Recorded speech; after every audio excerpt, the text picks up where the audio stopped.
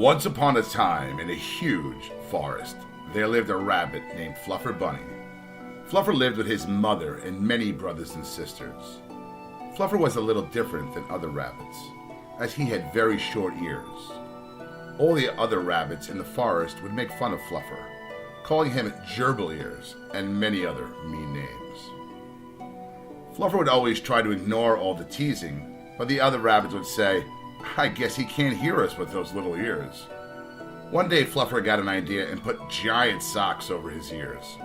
"Now I look like all the other rabbits," Fluffer said with a big grin. The next day, when all the other rabbits saw Fluffer Bunny, they all started laughing and pointing at Fluffer, calling him Sockhead and other mean names. But these names did not bother Fluffer as much as the other names. Weeks passed, and Fluffer kept wearing the socks on his ears, and the other rabbits, well, they kept making fun of him.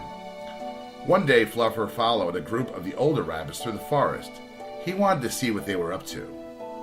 Fluffer was surprised when they reached the end of the forest, as all rabbits are taught from a very young age to never go outside of the forest. Hidden behind a tree, Fluffer looked out and could see a very large farm. The older rabbits were in the farm's garden, and they were stealing carrots. Fluffer Bunny screamed at the older rabbits when he saw the farmer come out of nowhere, but his warning was too late, and the farmer grabbed all the older rabbits up by their ears. Without even thinking, Fluffer ran into the garden and started running around the farmer yelling, "Let them go! Let them go!"